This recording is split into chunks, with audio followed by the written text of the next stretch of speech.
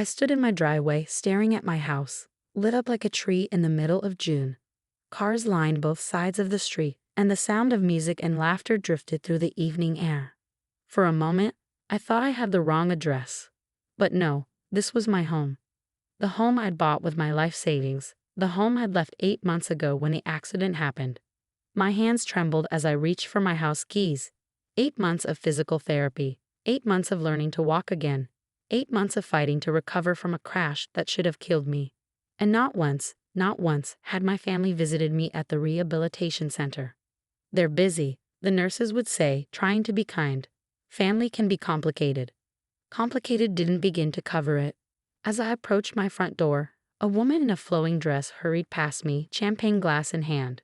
She didn't even look at me, just another guest at whatever party was happening in my house. The door was unlocked, and as I pushed it open, the noise hit me like a wave. My living room had been transformed. White flowers and ribbons everywhere, chairs arranged in neat rows, and at least 150 people packed into the space. A wedding. Someone was having a wedding in my house. "Excuse me," a young man in a tuxedo bumped into me. "You'll need to use the side entrance. This area is for family only."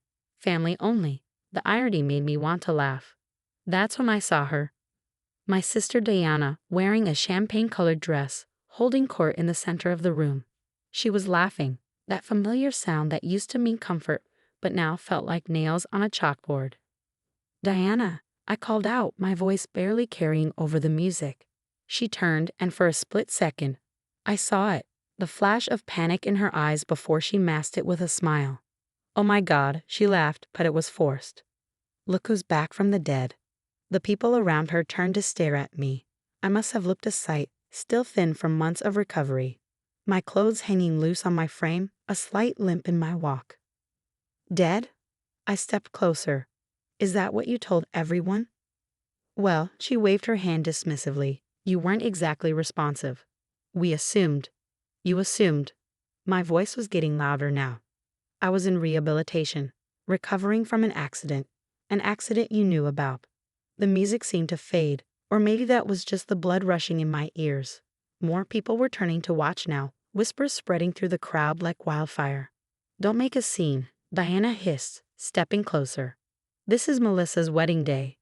Melissa, our cousin, the one who'd always followed Diana around like a lost puppy. "In my house," I said flatly. "You're having a wedding in my house." "Well, technically," Diana started, but I cut her off. "Technically what?" "Technically you thought I was dead. Technically you decided to just take over my property. Technically you thought you could get away with this." The music stopped. Complete silence fell over the room. I could feel every eye on us, could sense the tension building like a storm about to break. "Listen," Diana grabbed my arm, trying to pull me aside. "Let's talk about this privately. You're making a spectacle." I yanked my arm away.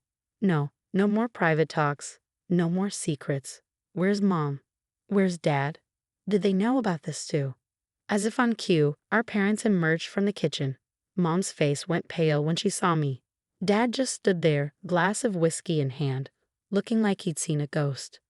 "James," Mom whispered. We didn't expect." Clearly, I cut her off. 8 months. 8 months of recovery, and not one visit. Not one call. And now I find out why. You all thought I was dead. Or did you just hope I was? Diana's face hardened. "You don't understand.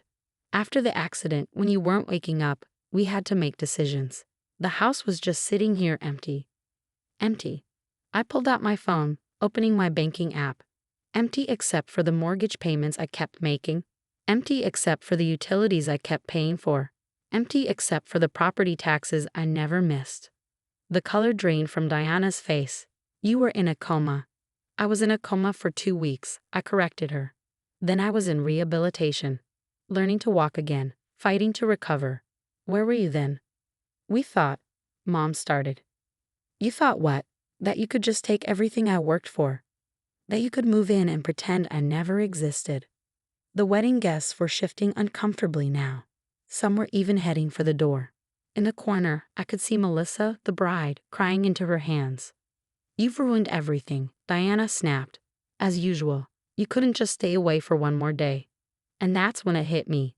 This wasn't just opportunistic. This was planned. They hadn't just taken advantage of my absence, they'd been counting on it. I pulled out another phone from my pocket, my old one, the one they didn't know I still had access to. Interesting text messages you've been sending, Diana. Planning quite the elaborate estate sale last month. Selling off all my belongings. Telling people I'd signed everything over to you before my death. She froze. How did you? Cloud backup. I smiled. Technology's amazing, isn't it? Almost as amazing as security cameras. What security cameras? Dad spoke up for the first time, his voice rough. The ones I installed before the accident. The ones that recorded everything. Every conversation about how convenient it was that I wasn't around. Every discussion about how to divide up my assets. Every plan you made while I was fighting for my life. Diana's composure cracked. You're lying. You're just trying to cause trouble. I played the first video on my phone, turning up the volume. Diana's voice filled the room. He's not coming back. The doctors said he'll never fully recover. We might as well make use of the house. The silence in the room was deafening. Someone in the back whispered, "Oh my God." I have hours of footage. I continued, my voice steady despite the rage burning in my chest. Hours of you planning, scheming, selling off everything I owned. And the best part? It's all time-stamped. All recorded after I was already conscious and in rehabilitation. Mom stepped forward, hands outstretched. James, please. We can explain. Explain what? How you abandoned me? How you tried to steal everything I worked for? How you're celebrating in my house while I spent months learning to walk again? You don't understand. Diana tried one last time. We needed. What you need, I cut her off, is to get out of my house. All of you. Now. You can't just. Dad started. I pulled out one final paper from my jacket. Actually, I can. This is a court order. I filed it this morning. You have exactly 1 hour to clear the premises. After that, anyone still here will be charged with trespassing. The exodus began immediately. Wedding guests rushed for the doors, murmuring apologies, avoiding eye contact. Melissa, still in her wedding dress, was sobbing as she was led out by her parents. Only my family remained, standing in the wreckage of their failed celebration. Where are we supposed to go?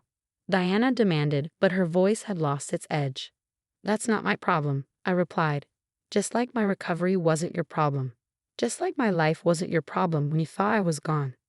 James, Mom tried one last time. We're family. No, I cut her off. Family doesn't do this. Family doesn't abandon you when you're broken. Family doesn't try to steal everything you've worked for. You're not my family. You're just people who thought they could profit from my tragedy. I watched them leave, one by one. Diana was last, pausing at the door to look back at me. For a moment, I saw something in her eyes. Regret, maybe, or just frustration at being caught. I hope it was worth it, I said quietly. I hope destroying our relationship was worth a few months of living in my house.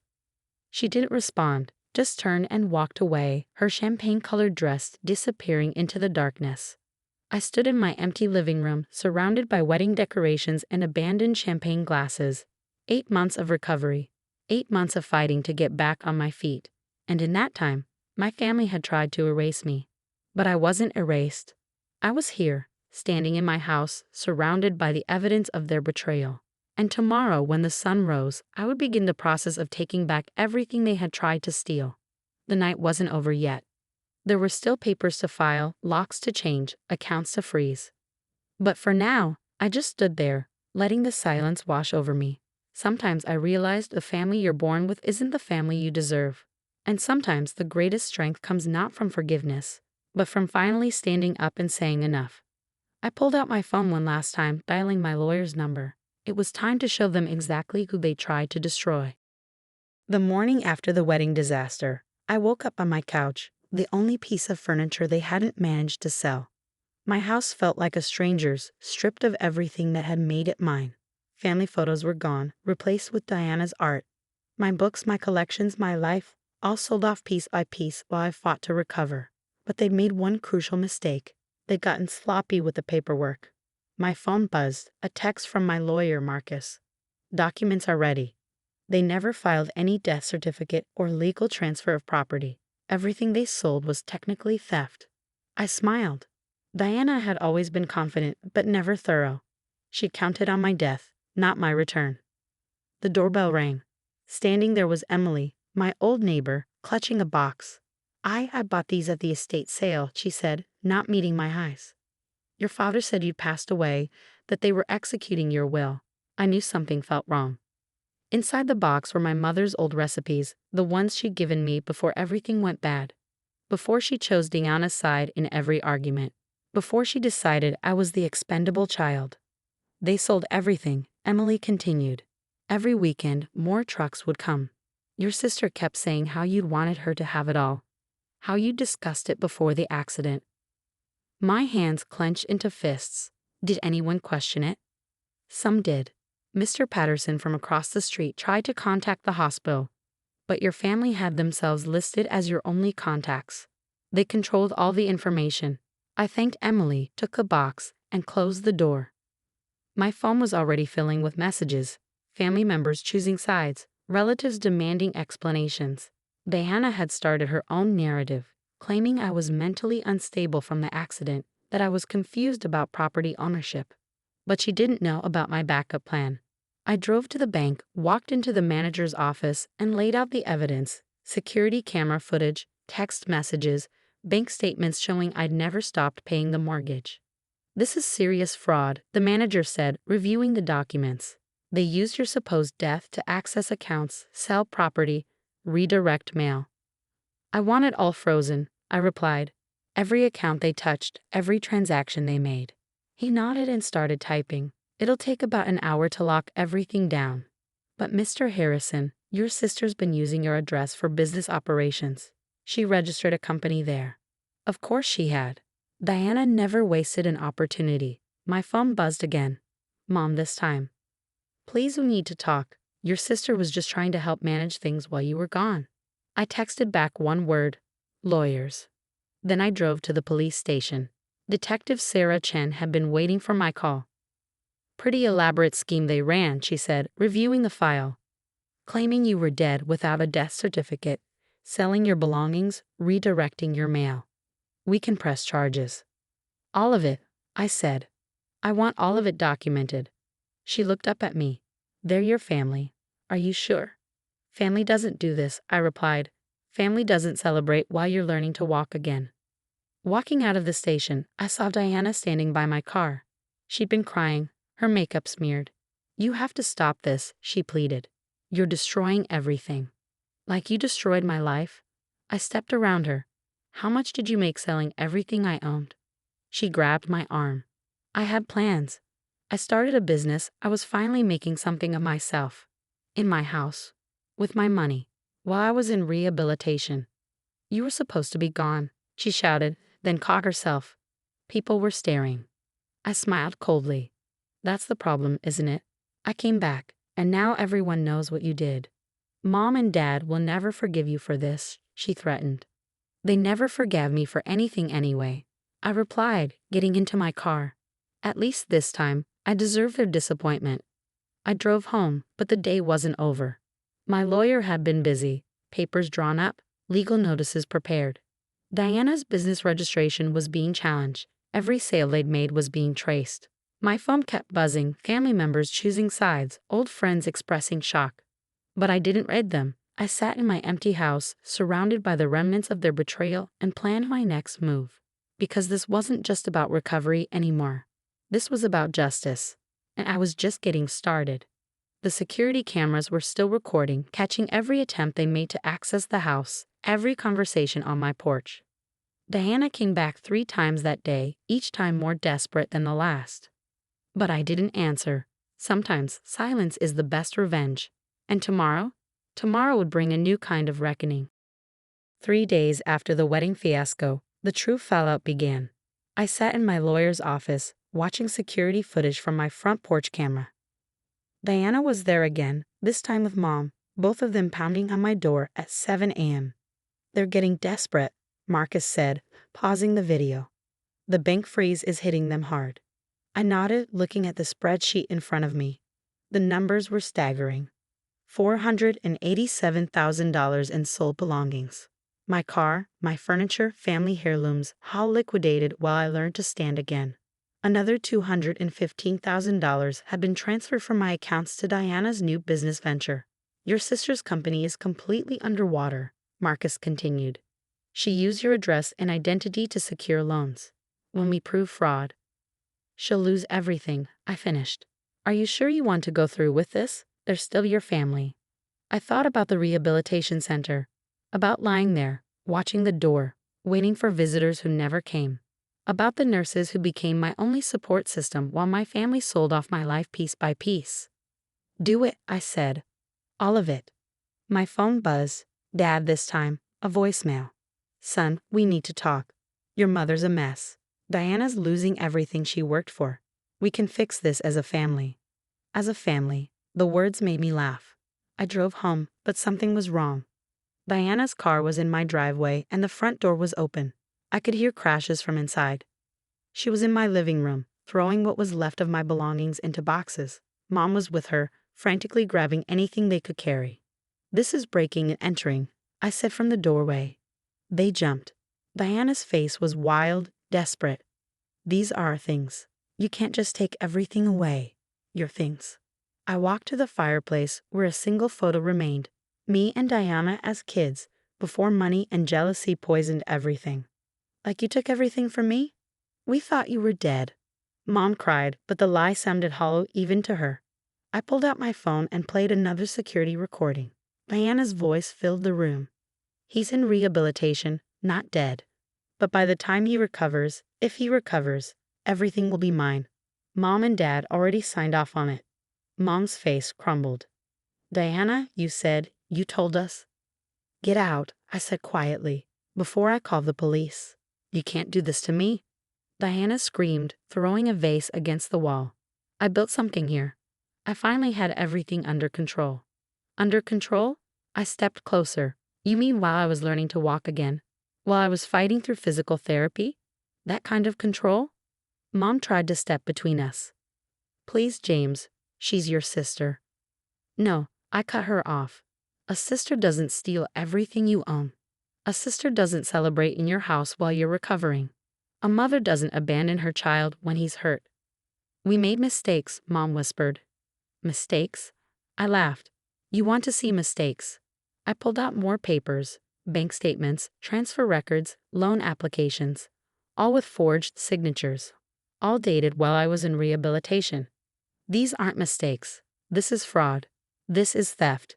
This is family betrayal on a level even I didn't think you were capable of. Diana lunged for the papers, but I stepped back. It's too late. It's all been filed with the police, the banks, the fraud department. Your business is finished, Diana. Your reputation is done. You're destroying me, she screamed. No, I said calmly. You destroyed yourself. You just didn't expect me to come back and expose it. The police arrived 10 minutes later. I triggered the silent alarm as soon as I entered. They led Diana and Mom out in handcuffs, taking statements, documenting the break-in. Dad showed up as they were being put in the police car. He looked old. Broken. Was it worth it? I asked him as he watched his wife and daughter being driven away. Supporting Diana's lies? Abandoning your son? He couldn't meet my eyes. We thought we were helping her succeed. At my expense. Always at my expense. He reached for his wallet, probably to offer money, like always. But I stopped him. Save it, I said. You'll need it for their legal fees. Standing in my empty house again, I felt no satisfaction, no joy in their downfall.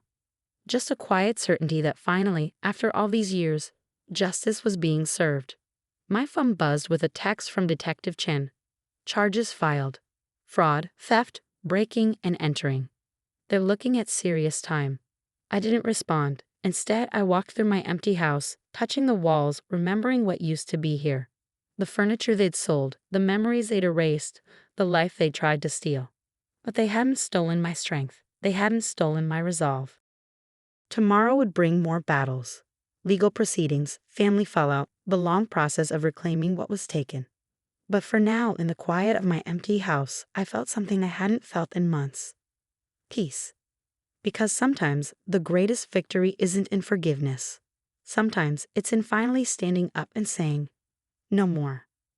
The sun was setting, casting long shadows through my empty rooms. But I wasn't afraid of shadows anymore. I'd survived worse. I'd survived them. 1 year later, I stood in my fully restored house, everything back in its place, not the same items they'd sold, but better ones. New memories to replace the stolen ones.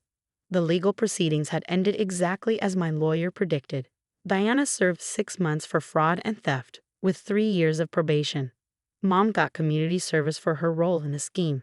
Dad avoided charges but lost everything defending them. My phone buzzed. A text from Emily, my neighbor. "Your sister's outside again." I looked through the window. Diana was there, thinner now, her designer clothes replaced with department store basics. She'd been coming by every week since her release, leaving notes, begging for forgiveness. This time, I opened the door. "James," she whispered, eyes wide with surprise. "You finally? Why are you here, Diana?" She wrung her hands, a gesture so unlike her old confident self. "I lost everything. My business, my reputation, my friends. Like I lost everything while I was recovering." "I'm sorry," she said, and for the first time it sounded genuine. "I got caught up in the opportunity. When you were gone, it seemed so easy to just take everything I worked for." She nodded, tears falling. "Mom and Dad always favored me, always made excuses for me. I thought I was untouchable." I leaned against the doorframe. "And now I understand what it's like to lose everything, to have to rebuild from nothing." She looked up at me. "Like you did." I thought about the rehabilitation center, about the countless hours of physical therapy, the pain, the determination to recover, about coming home to find my life erased. "Mom keeps asking if I'll ever forgive her," I said quietly. "Dad sends monthly apology letters. And will you? Forgive them?" I considered the question. "No," I finally said. "But I won't hate them either. That takes too much energy." Diana nodded, understanding. "And me?" "You're my sister," I said. "That will never change. But trust, relationship, that's gone." She wiped her tears. "I'm starting over. Got a job as a waitress, living in a tiny apartment, learning humility, I guess." "Good," I said. "Sometimes we need to lose everything to learn what matters." She turned to leave, then stopped. "The accident changed you, made you stronger." "No," I corrected her. "Your betrayal made me stronger. The accident just showed me who really cared." I watched her walk away, shoulders slumped, nothing like the sister who had once laughed about my supposed death at a wedding in my house. Inside, I looked at my rebuilt life. New furniture, new photos, new memories. The old ones were gone, sold off by people I trusted, but maybe that was for the best. My phone buzzed again. Mom's weekly attempt at reconciliation. "Family dinner on Sunday. Please come, we miss you." I deleted it without responding. Some bridges, once burned, shouldn't be rebuilt. The sun was setting, casting a warm glow through my windows. In the distance, I could see Diana's figure growing smaller, walking away from the life she tried to steal. I felt no joy in their downfall, no pleasure in their struggles. Just a quiet certainty that finally, after all this time, I was exactly where I needed to be. Sometimes family isn't about blood. Sometimes it's about respect, trust, and understanding. And sometimes the greatest love we can show ourselves is knowing when to walk away. I closed the door on my sister's retreating figure, turned to my rebuilt home, and smiled. The past was gone, sold off piece by the people I trusted most. But the future, that was mine alone. And this time, no one would take it from me.